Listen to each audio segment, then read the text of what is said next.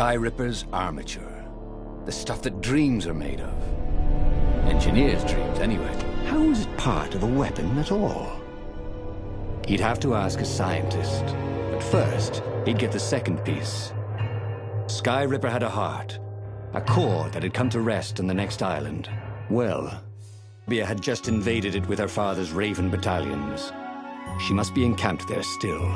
But fighting Zenobia now, that made no sense at all. He'd already sacrificed one friend to get this armature, was it? He didn't need to hurry to face her. She would find him.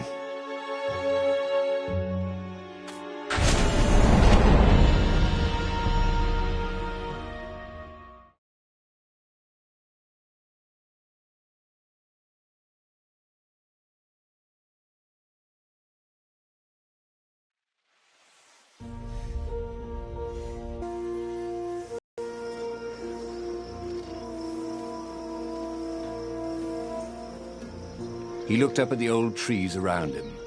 They were so big and so old.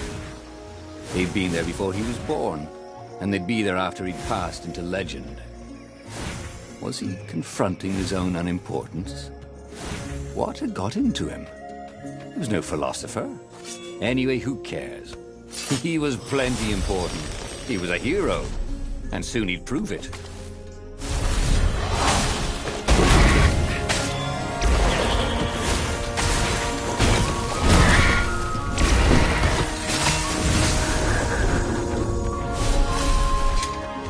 The waterfall was spectacular.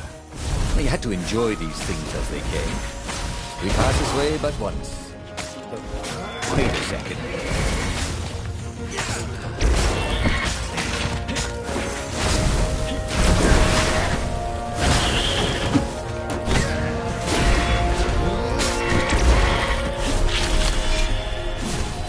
There was something sour in the air. Like the earth had ruptured over something that had been fermenting for a very long time.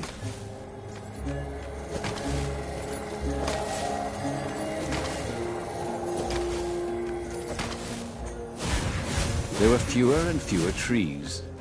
There were only these huge crystalline growths. Had those been here before? He no longer heard birds except for the feverish cawing of the ravens when they attacked. He couldn't smell the small animals of the forest. The mice and rabbits. Where had they gone? And he was getting hungry, too. This was an unhealthy place to be.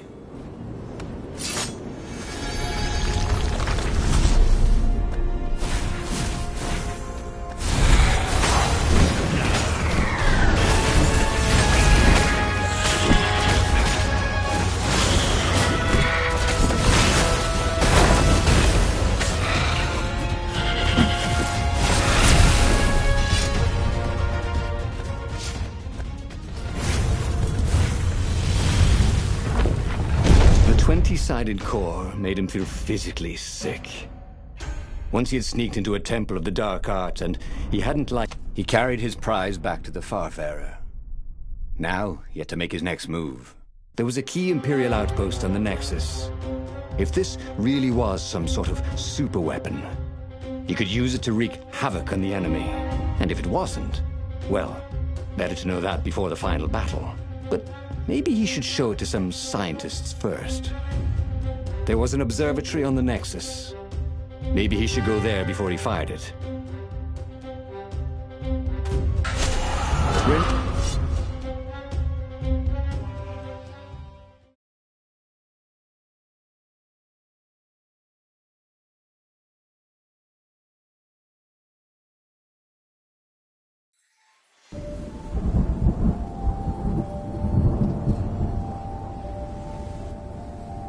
As he set out down the path, Bernardo wondered why the parts of the Sky Ripper had only surfaced now, thousands of years after the Transcendent Emperor had discarded it. This Emperor, Isengrim III, had performed terrible, bloodthirsty rituals to invoke the lost gods. Perhaps that was bringing up lost artifacts. How perfect, then, that the Sky Ripper would reappear to be his destruction. And hopefully this time, just his destruction.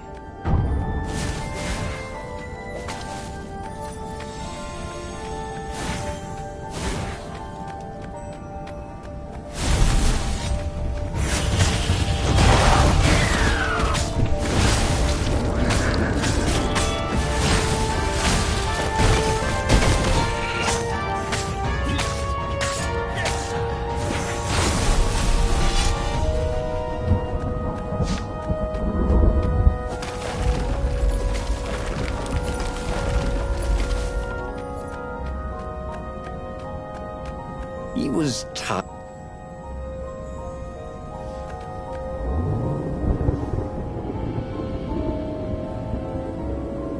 Reynardo had never met a weapon without a trigger or a handle.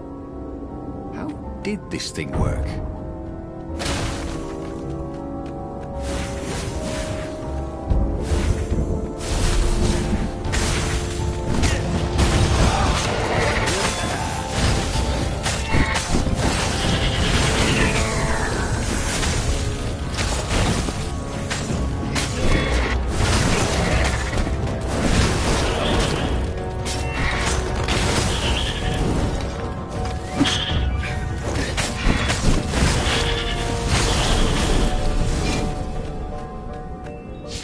The Sky Ripper was making a whining noise now, and its wheels were spinning so fast he could no longer see them. Reynardo had a thought. Please? He asked. The Sky Ripper began to glow. Boom! Yeah, sure it will, cracked Reynardo. Pull the other one. If you don't trust me, go see Calaveras. That sounded sensible. Why did she always have to sound sensible all the time? Oh, it was infuriating. Of course she would say that. He was supposed to hurry and bring the Sky Ripper to the council so the rebels could actually win the war. But what if she was right? Damn it. Shut.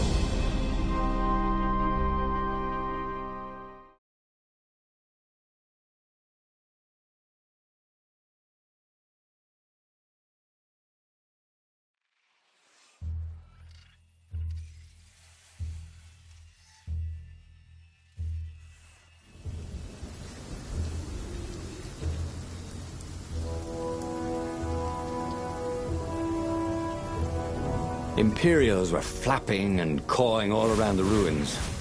They must be panicking with rumors flying of the superweapon. Maybe they hoped to find and destroy the base before he could put the Sky Ripper into action. The Sky Ripper was whining and heating up. It would be time to use that energy soon.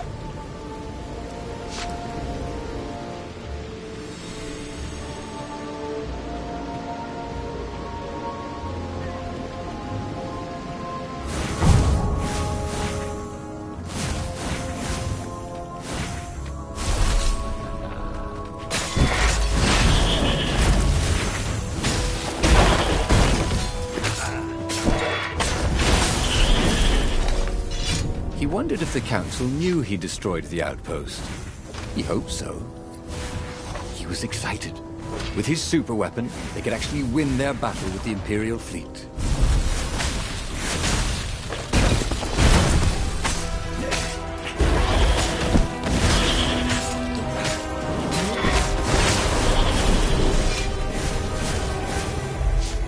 What was Zenobia talking about? This was a fantastic weapon. Ravens burst into flames with just a touch of its killer beam. He was tempted to leave it on all the time, but he didn't want to accidentally slice off some council toad's head or tongue. She'd been trying to distract him. Well, this time, no one was going to distract him.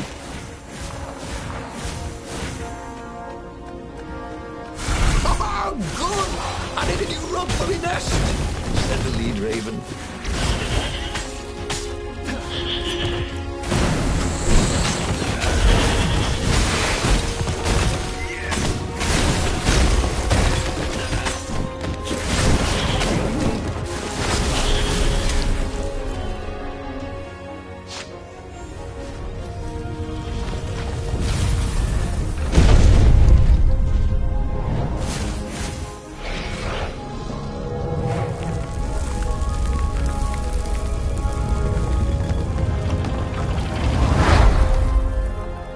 As he headed towards the council chamber, Reynardo felt everyone watching him. You've saved the rebellion, said the council speaker. Frankly, we were afraid you'd turn aside to see that idiot Lapino. Not bloody likely, Reynardo told them, feeling he was maybe being a bit harsh on the poor mad rabbit. If you never make sacrifices, he said, you're probably not doing the right thing. The speaker nodded.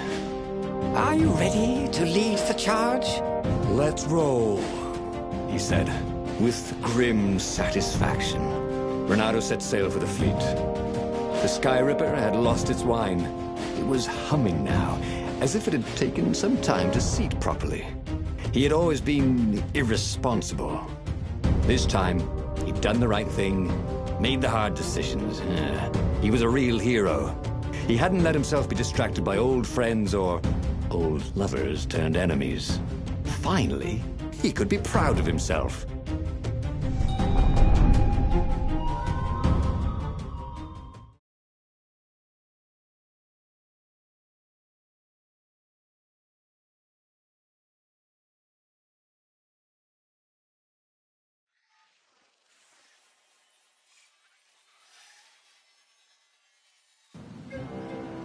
He was ready. So was Sky Ripper. The Sky Ripper had a will of its own. It picked out its own targets and set them on fire. This was going to be a short battle. He would set the ships on fire if he didn't need them to get to the Emperor. And he wondered if he'd see Zenobia, or if she'd flee. Wouldn't she be proud of him? At least, a bit of respect. He'd become an all-conquering hero.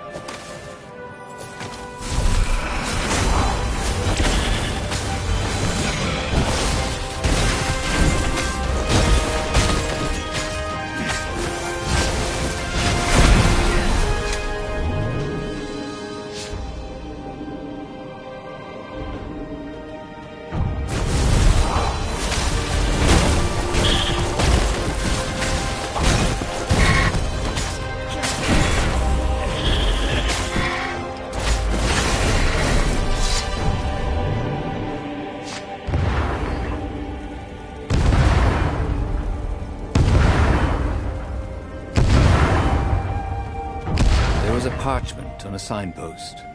It was from her. Every time you fire, you risk the destruction of the universe. That's insane. We surrender. He'd done it. He'd played chicken with Zenobia and won. He could hear the horns blaring in retreat. She was wiser than he was, that was for sure. But wisdom didn't win battles.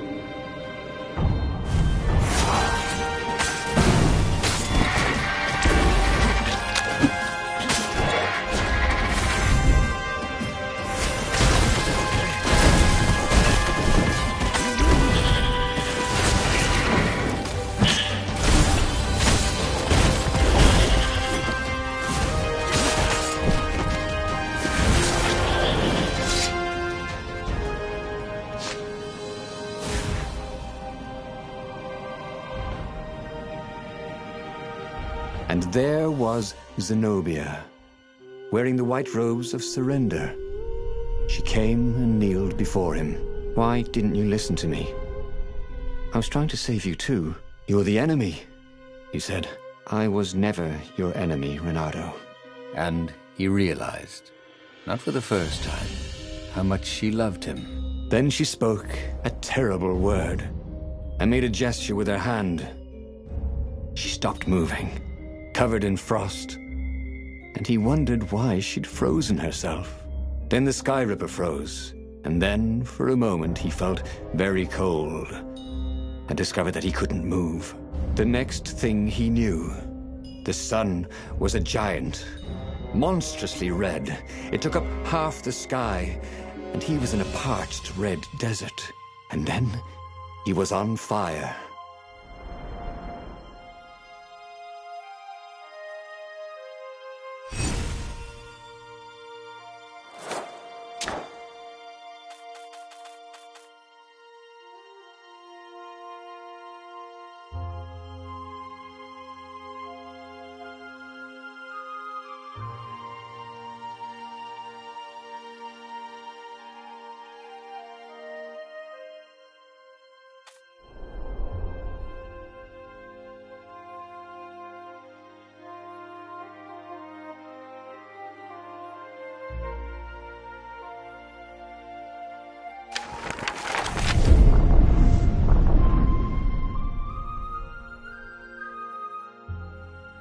The clouds parted over the Isles of Boreas.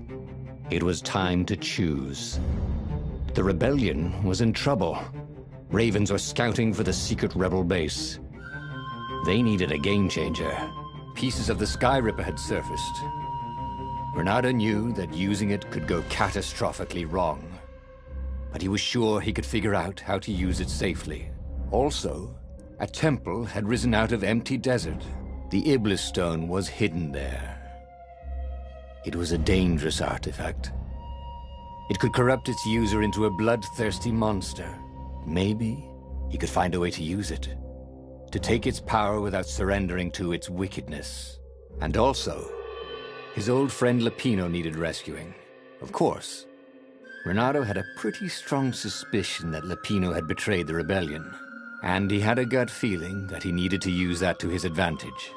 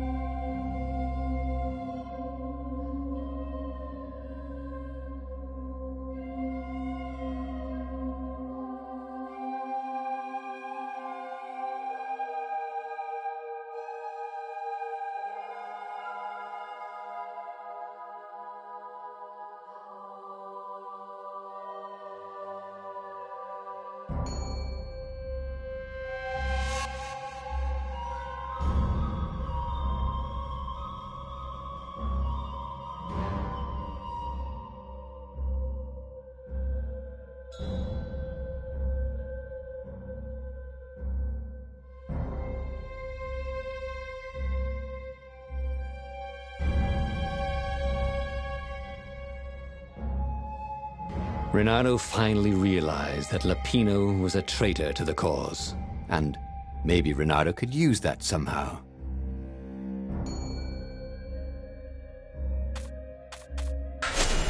Ah, Lapino.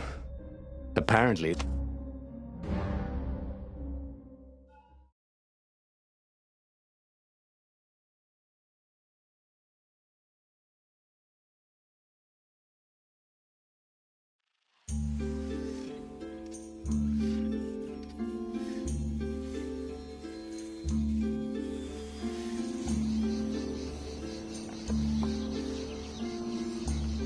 Lapino had apparently managed to confuse the judge by arguing that he hadn't actually stolen the winged horse. He'd only sold it.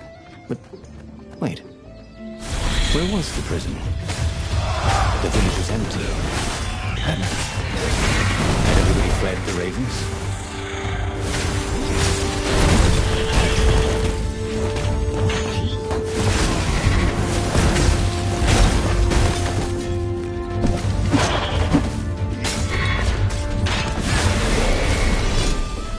That was odd. Reynardo had been here. at this exact place, at this exact time. This time, there were so many more ravens.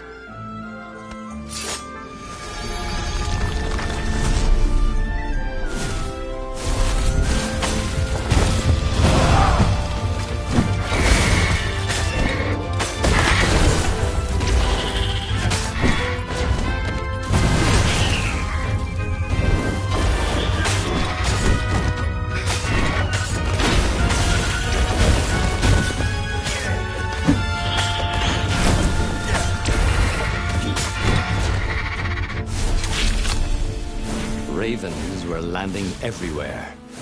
The advance guard. He'd better get moving. If they got to Lupino first, they'd eat him for breakfast.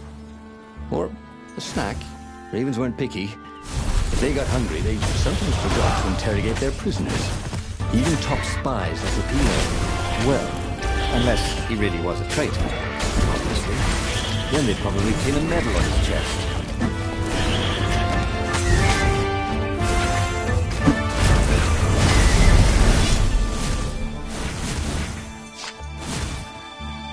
Lupino would betray him. But now Reynardo knew that. What would Lupino do if he knew that Lupino was going to betray him? Well, he'd concoct some crazy scheme, wouldn't he?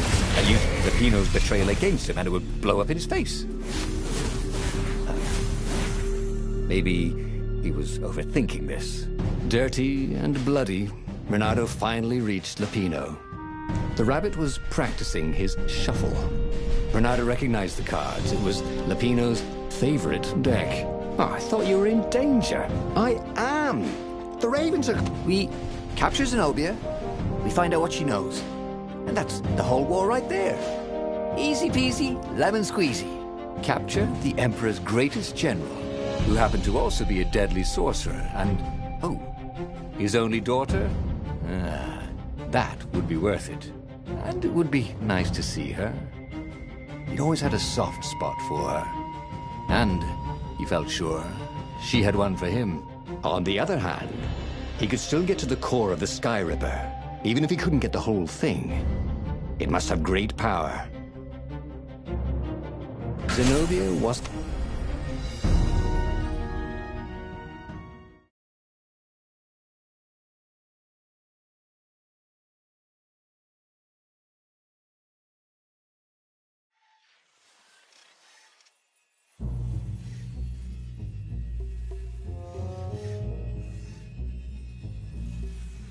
The city was already under Zenobia's control. I had to admire her efficiency. Reynardo shivered at the thought of Zenobia at the mercy of the interrogators. Could he really turn her over to them? But this was war. It wasn't meant to be pretty.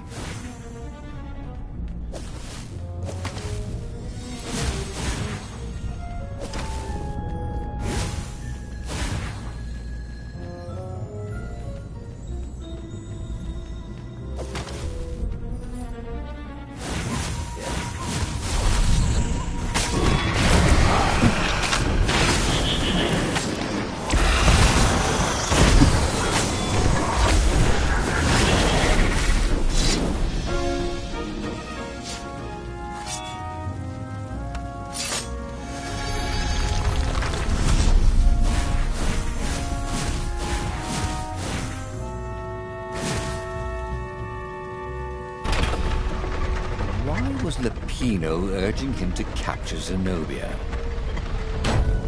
Obviously it was a trap. But you never knew how Lupino thought. Sometimes his plans were so convoluted they did the exact opposite to what Lupino wanted. Yeah, there must be some way to play on that, Reynardo thought.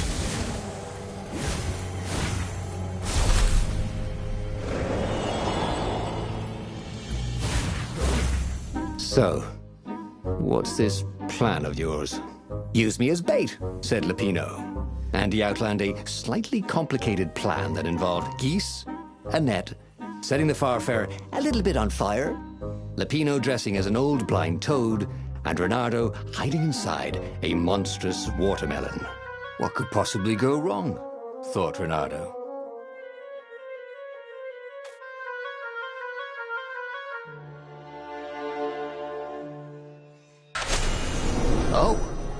Go ahead. I'm sure you know better, said Lupino.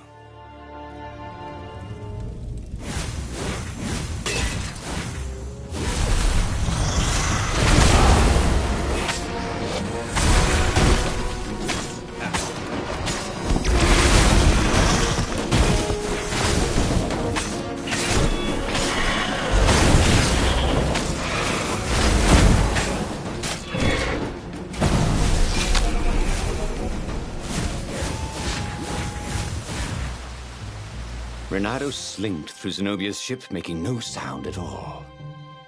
Where were her guards? Finally, he reached her bedroom. She was curled up on her bed. Oh, he'd forgotten how beautiful she was. How sleek. How soft. He tapped her on the shoulder with his sword. She became smoke. Now I just wanted some privacy, Renato said. Renato knew she still had feelings for him. Maybe he could just cut to the chase. But was timing right for that?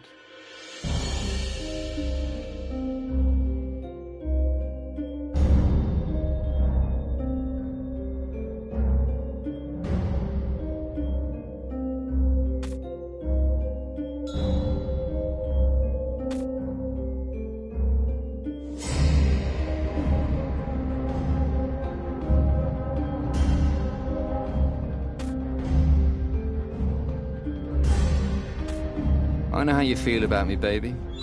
I know you want to be with me, Renato said. What? The Emperor's evil, babe. I'm nice. Remember how nice I was back in school? You were an idiot in school. You said I was funny, said Renato, starting not to like how the conversation was going. The Emperor pulled me out of an alley. Don't tell me he's evil. Yeah, but did you ever wonder why? No, I didn't. Why don't you ask him? Well, because I know why. He wants to sacrifice you. You can tell him that when he interrogates you. Can't we just start this over? But Zenobia shut him in the hold of the ship. He had no one to explain anything to until he was brought to the Emperor's interrogators. After that, it was just screaming. He had tried something bold and paid the price for it.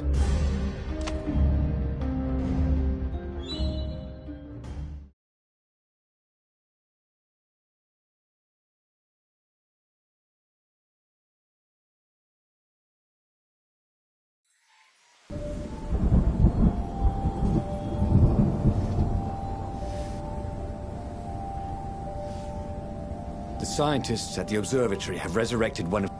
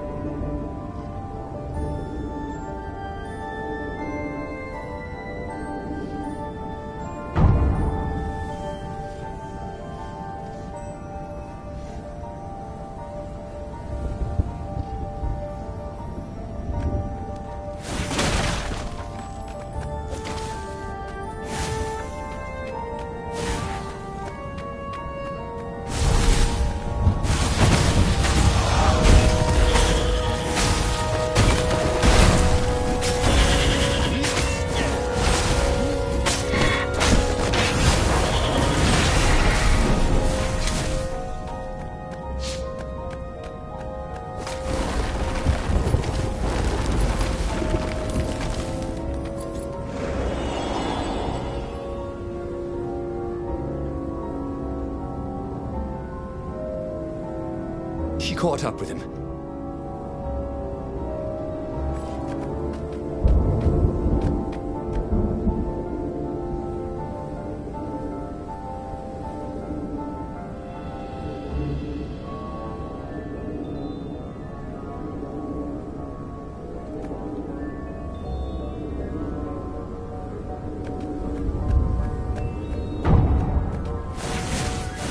Scientists on this island had been investigating the Emperor's dark rituals on their own. They were neutral in the civil war engulfing the Empire, but they could see that the dark magics the old Toad had loosed were changing the world. Renato hoped he and Zenobia weren't putting them in danger. The rebellion had started after atrocities that the Empire hushed up. Renato had rescued a priest whose order had been massacred for one book.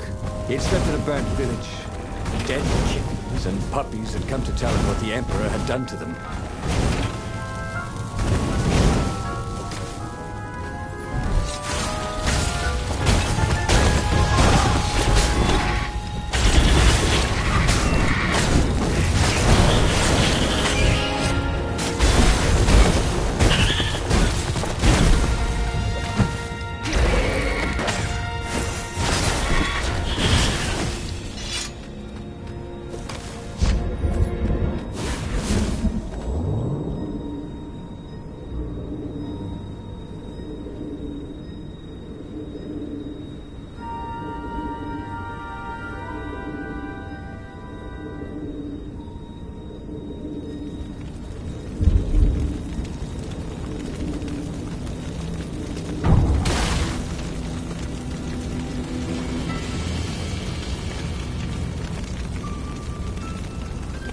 The observatory was a burning hulk.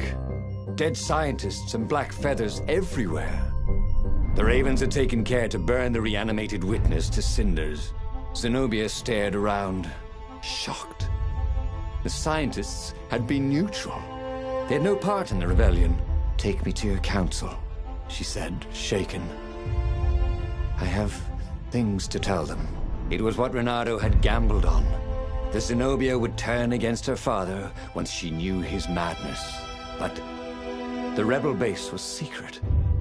Could he really risk taking the Emperor's daughter there, even if she did love him?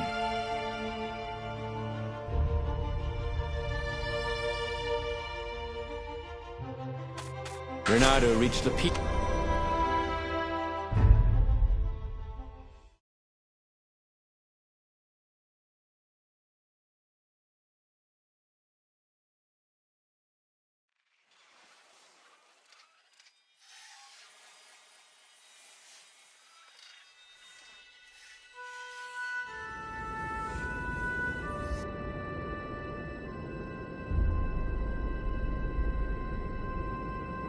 Zenobia was still shaking as they got out. "I didn't know," she said. "The Raven..."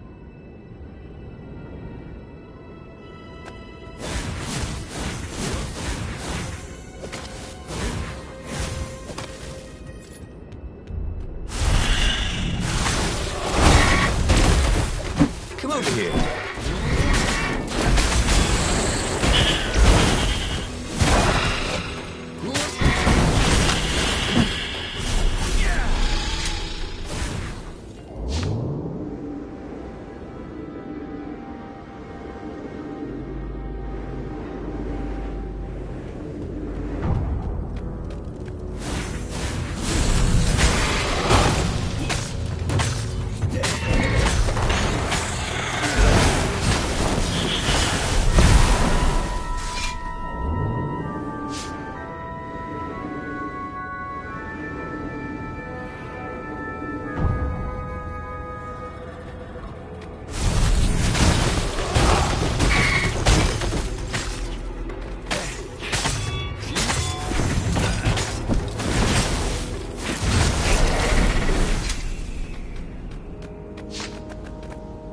Zenobia came up as he massaged his sore arm. Her eyes were wet. "He's been saying strange things. He asked me to do experiments. And some were wrong. They are vanished, right?" said Renato. "Gone forever. I mean, he couldn't actually bring the old gods back, could he?" She didn't answer him. That frightened him more than anything.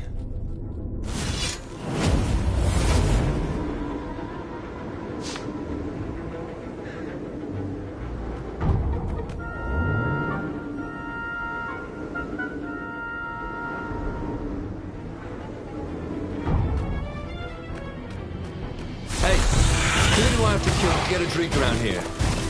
You? Okay.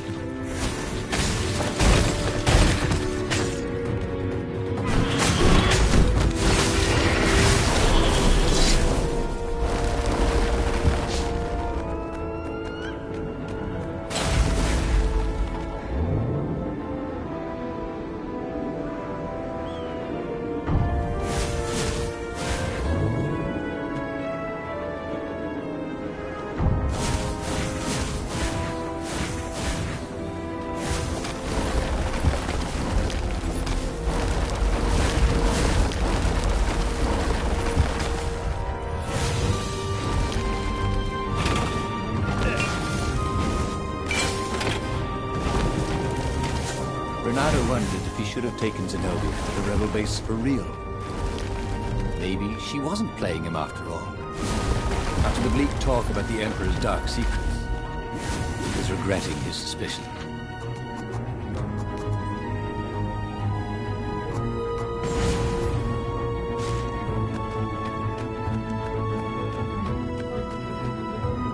They came up on an empty shack. He gestured her in. "Where's the base?" she asked, confused. "I thought we could talk a bit first." Oh, you think I'm playing you? She was furious. I'm betraying my father who picked me out of an alley, and you think I'm playing you? She lashed out. Her claws sliced fire into his face. Energy boiled in her other paw. But before she could kill him, he slashed his sword into her heart. She staggered. "I could have loved you, you son of a bitch." And then she died. Renato stood there for hours, unable to move. Finally, a ship landed near him. Lapino had brought the Farfarer. On board the Farfarer, Lapino couldn't stop grinning. I can't believe you actually killed her. Why didn't I trust her? Renato said. All he could feel was emptiness. You killed the Emperor's daughter. You might want to run for it, if you care whether you live or die, that is. Since Renato didn't, he grabbed the wheel, and he sailed for the Imperial fleet.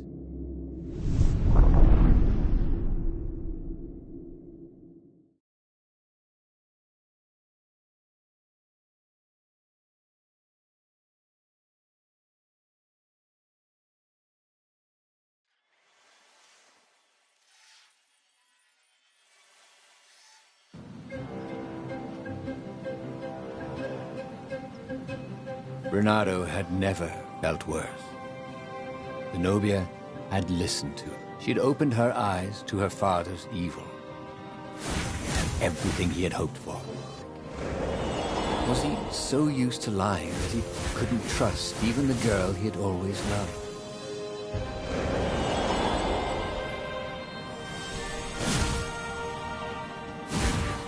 The portal was heavily guarded. Let's go someplace they really didn't want him to go.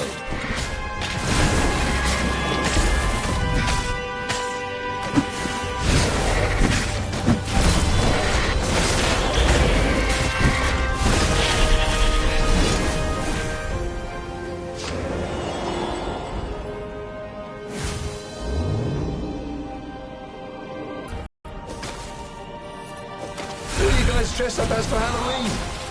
Just wondering.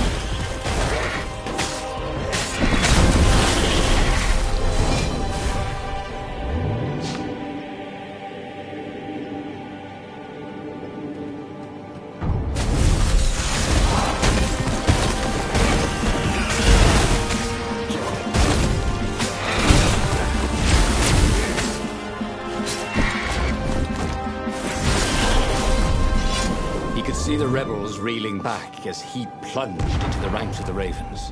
He'd had to kill the girl he loved, but he'd also blown the biggest opportunity they could have had to turn the Emperor's daughter against him. Oh, Renato could only laugh miserably. He was taking crazy chances now, swinging wildly. He expected the Ravens to take him at any moment, but they were running in fear. No one wants to fight a man who doesn't care if he lives. No one wants to fight a hero.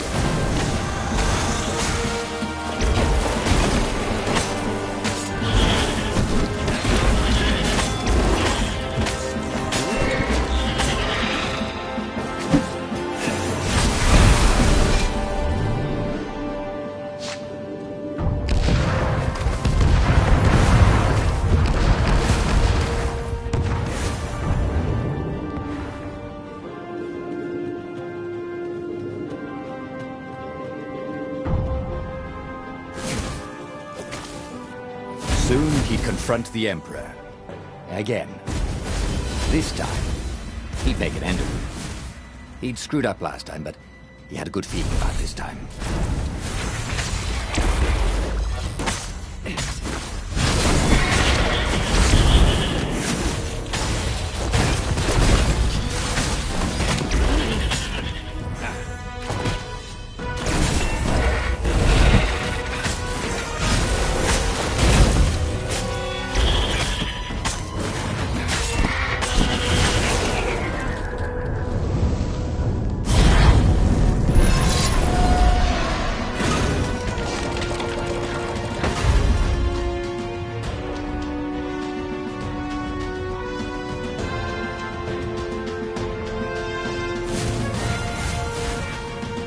He was exhausted. Could barely think. He wanted to stop thinking. The rebels... The Ravens were coming for him personally now, in waves. It didn't matter. He was slick with his own blood. But it didn't matter. In the distance, he could see her, embraced by a halo of light, holding her hand out to him. Had she forgiven him? Would she take him to the halls of the Valiant? Then he felt steel in his belly, and his chest, and his back. And he lay down, and he couldn't see her anymore.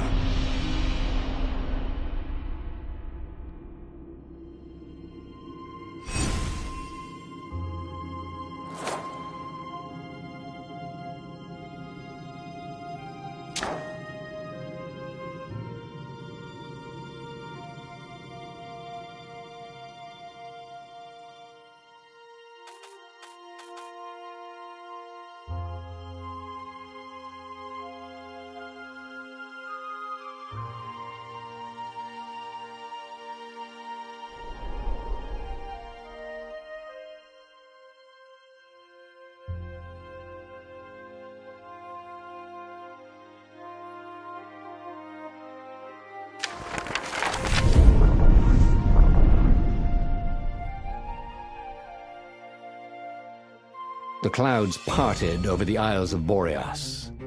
It was time to choose. The rebellion was in trouble. Ravens were scouting for the secret rebel base.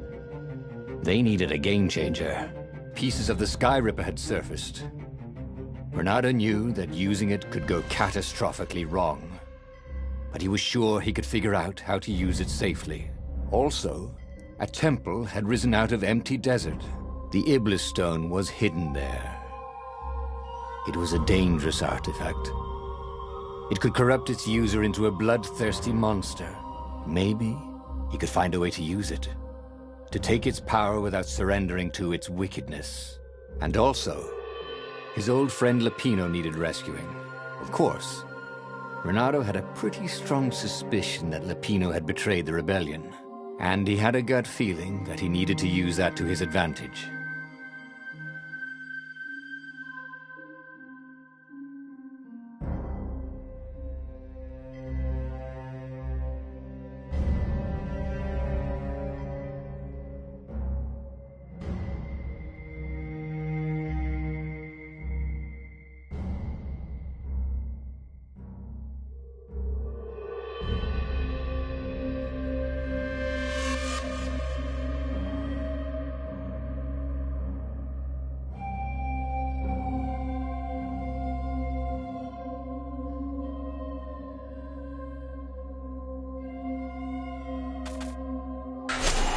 The island was windswept desert.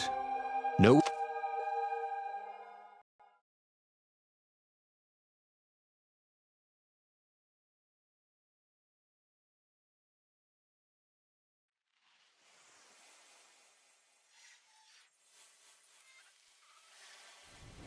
Every child could sing verses about the Sky Ripper, but ancient codices held hints of other things.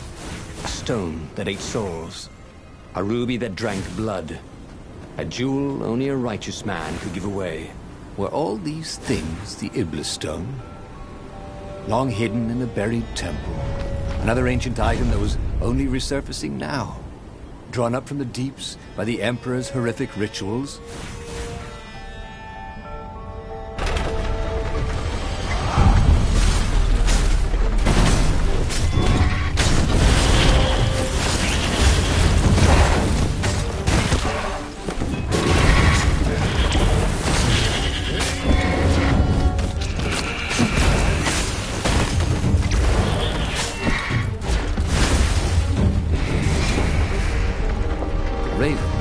already here. Cawing in frustration, they were still searching for a way in. Good. Then he hadn't come too late.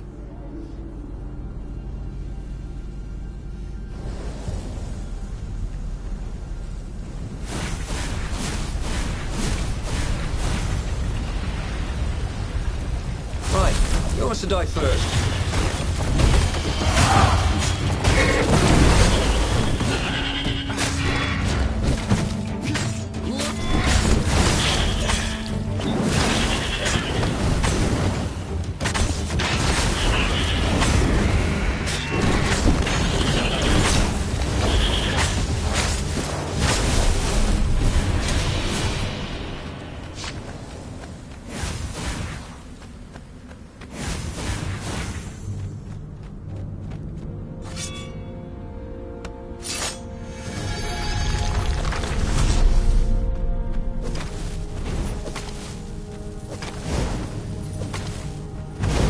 You couldn't hack this kind of firewall. You had to warm it up to you.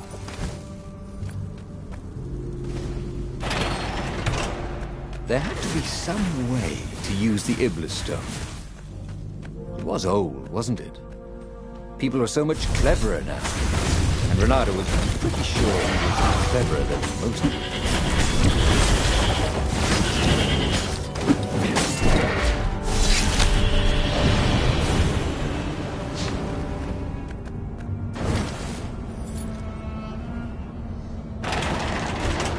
The Ravens at least could not get past this point. Obviously, the temple builders knew how to deal with tomb raiders.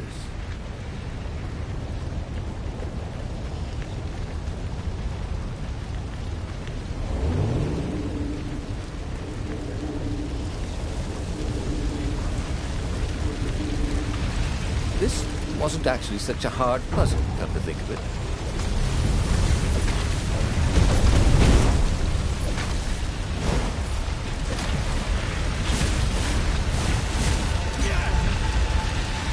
It was a stone of the purest blackness.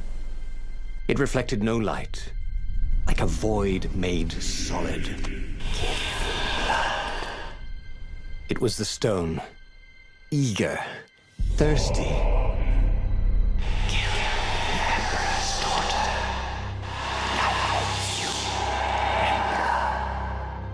That seemed tempting and terribly wrong. Zenobia was the Emperor's greatest general and a potent witch. But they had been close once, and he had a sneaking suspicion the gem would try to control him. Why not capture the core of Sky Ripper instead? It was the eye of a lost god torn out by the transcendent Emperor to power his greatest weapon. "It's the core," said the stone anxiously.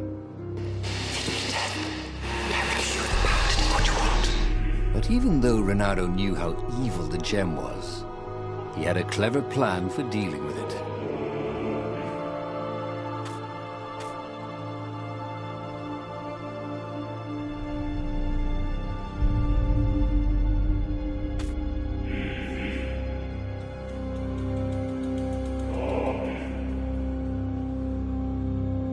The stone bothered him. He hated being told what to do. Wasn't that why he joined the rebellion? Wasn't that why he'd refused to be a soldier? He'd agreed to come on board only if he could free La.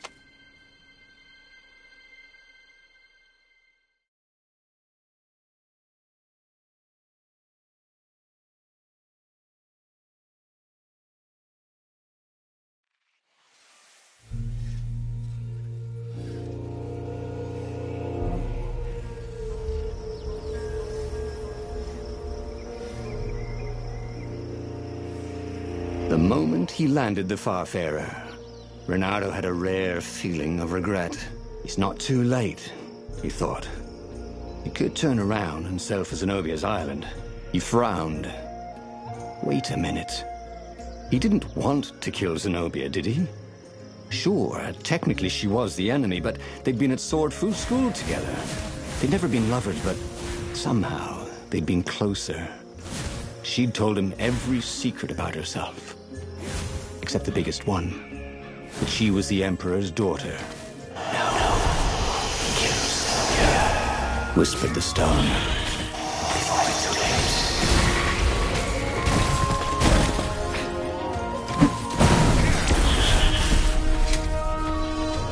The waterfall was spectacular. We passed this way but once. Yeah, whatever.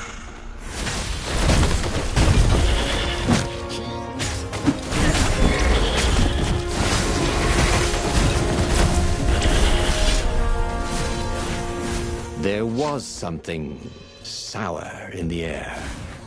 Like the earth had ruptured over something that had been fermenting for a very long time.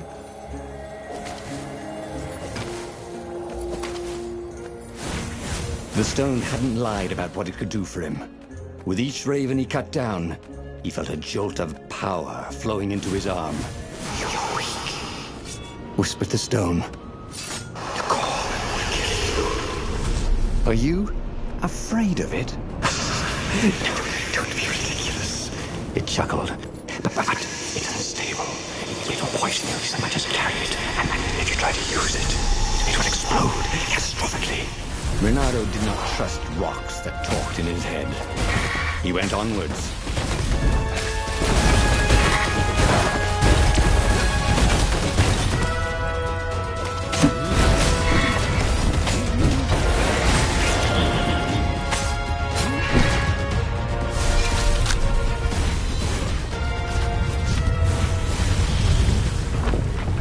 As he approached the core, the stone became hysterical. "No, it's too much power. We will rip a hole in space and time." He had a sudden vision of plunging his... He had defeated the demonic gem with the power of his mind. He felt invincible. It was time to attack the Imperial outpost on the Nexus. Take the battle to the enemy. But among the huge crystals, there was also an observatory. A wise man would probably ask the scientists exactly what he had first. How wise was he?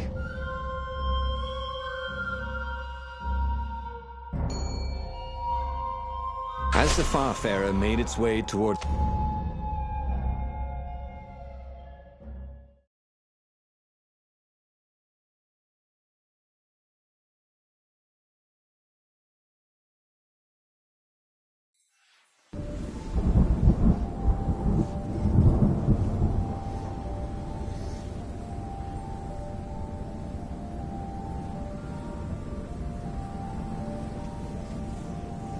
See?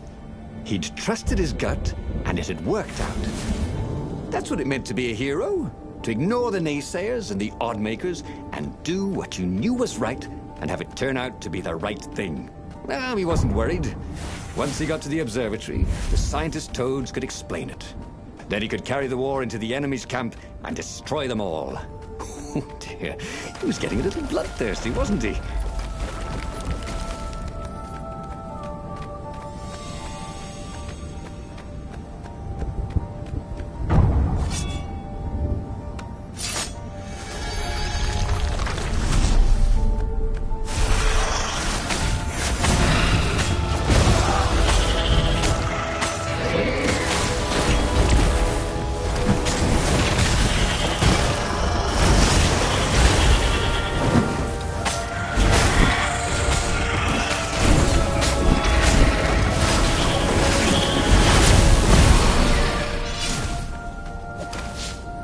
Reynardo had never felt better in his life. Normally, a battle would wear him down and he would need a night's sleep.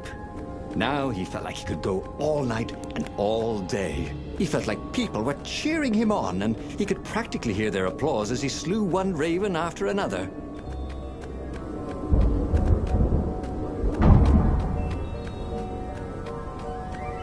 The Imperial fleet was closing in on the rebels, forcing them to come out and fight.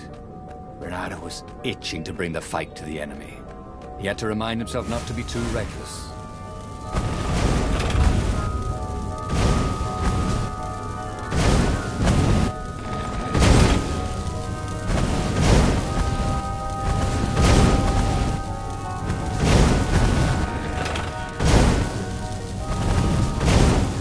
A cannon trap.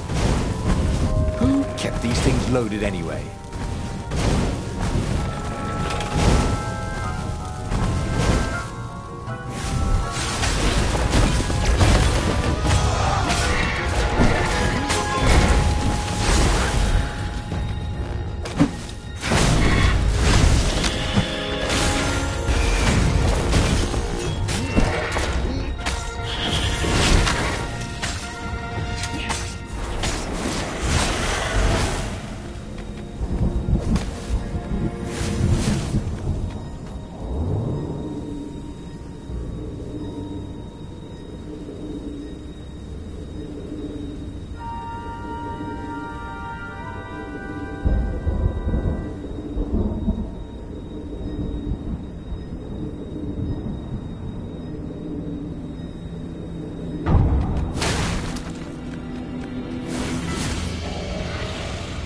The toads at the observatory measured the stone with their occult devices.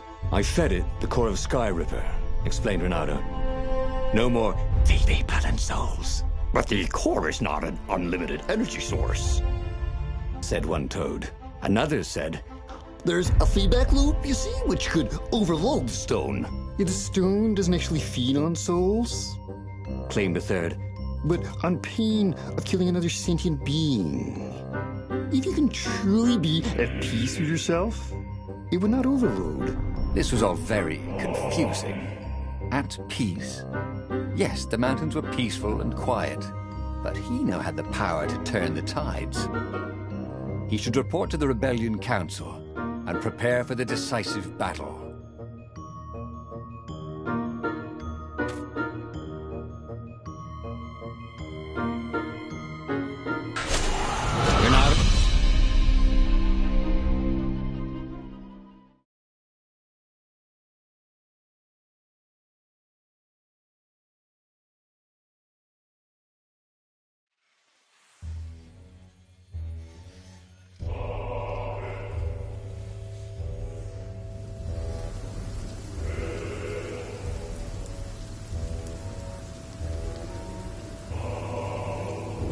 He was ready for anything the Ravens could throw at him. His sword felt ready too. It seemed to know what he wanted most.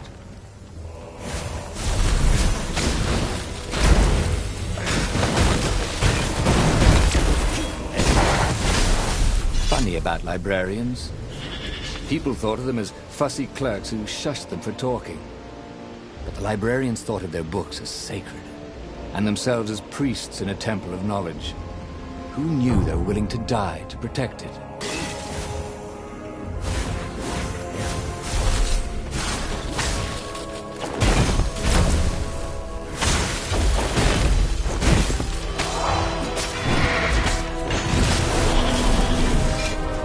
The Iblastone wasn't pestering him anymore. Good. He didn't want to chit-chat, not with anybody. He didn't want to think about Zenobia or Lapino. He just wanted to fight.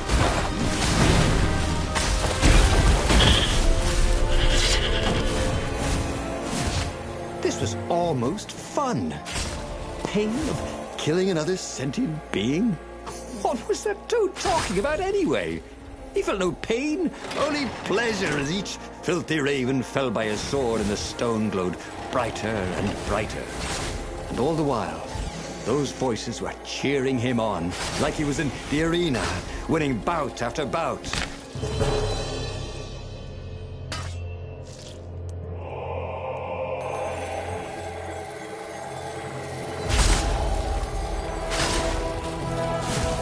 Say goodnight, Gracie, said Renato, wondering who Gracie was.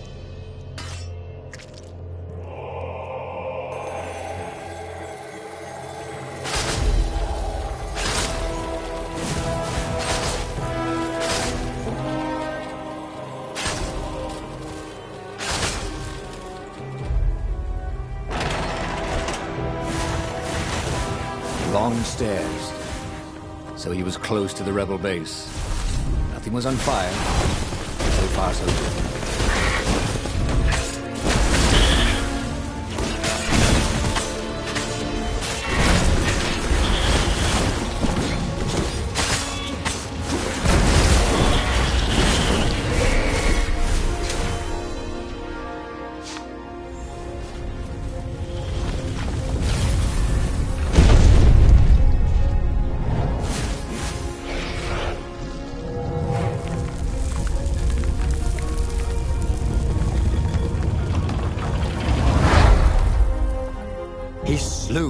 Slew across the ruins and into the labyrinth that hid the secret rebel base. He was surprised not to see any defenders or even any of the council toads. When he reached the council chambers, there were still no toads, only filthy ravens. "Stop him! He's gone mad!" one raven shouted until he had hacked them all down. There was not a single toad anywhere. No doubt they'd all been taken prisoner, so it was up to him to take revenge upon the Imperial fleet. But where had they taken the council? It couldn't be good that the Empire had not only found the secret rebel base, but killed or captured everyone there. No matter. He was on a roll. He headed full speed towards the Imperial fleet. He would be the fox who took down 100 warships. He charged.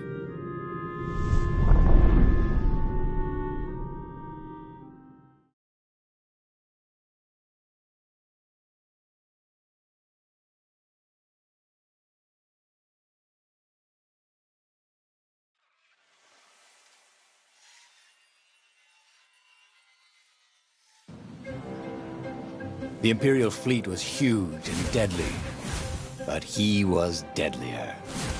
The crowd was cheering him on. He could practically hear it. Reynardo, the hero of the rebellion.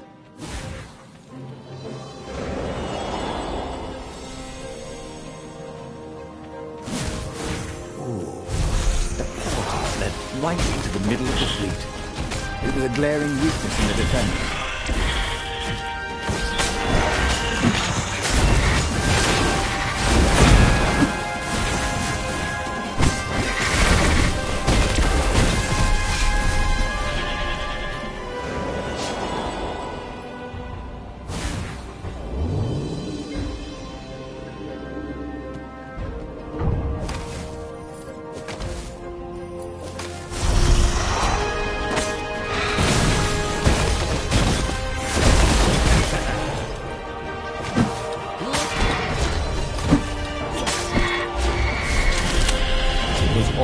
Coming back to him. He wondered what he'd remember next.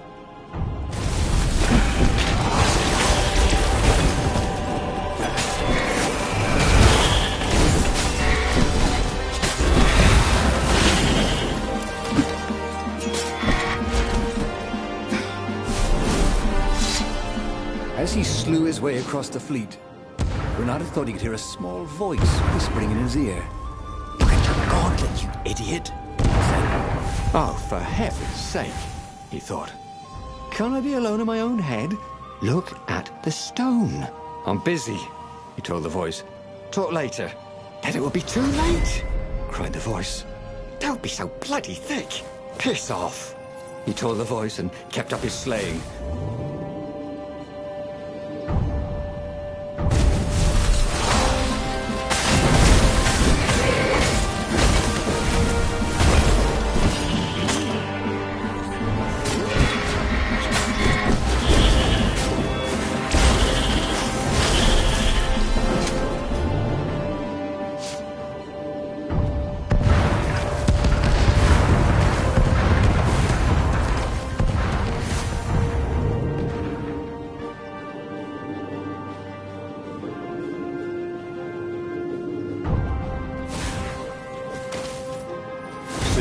Confront the Emperor.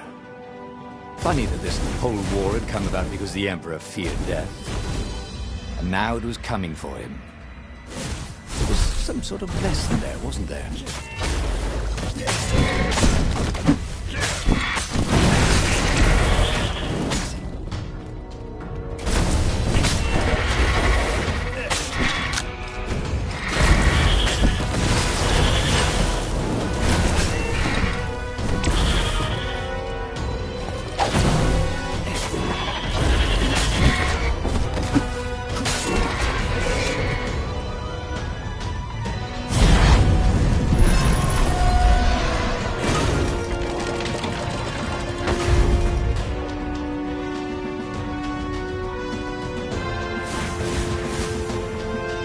There was the Emperor. Reynardo cut down his elite guard. The exalted Toad cowered fearfully. He had sought to evade death and only made death come to him faster. Reynardo savored the moment. And then, too quick, it was over. He stood over the dead Emperor. "Death to tyranny!" he shouted. "Go, House, go!" Zenobia stepped out of the shadows. You have to stop, she said. You killed everyone. Our ravens, your rebels. You murdered the whole rebel council. What? Oh, the ravens killed the council. You big idiot. They don't even know what the secret base is. Shouted Lapino, who was with her for some reason. Look at the stone, said Zenobia. It was black as night. Blacker. But I fed it the core. said Reynardo. It was glowing. Well, who needs a core, he said, and he attacked. Zenobia conjured her best, and Lapino hopped around like a mad rabbit, but he killed them both easily. I am unstoppable, he orated at the blood-soaked walls. I alone shall be emperor. The tiny voice inside him screamed, that doesn't even sound like you big fanny. The stone has stolen your mind. But he ignored it. Who listens to voices in their heads anyway? Madmen, that's who.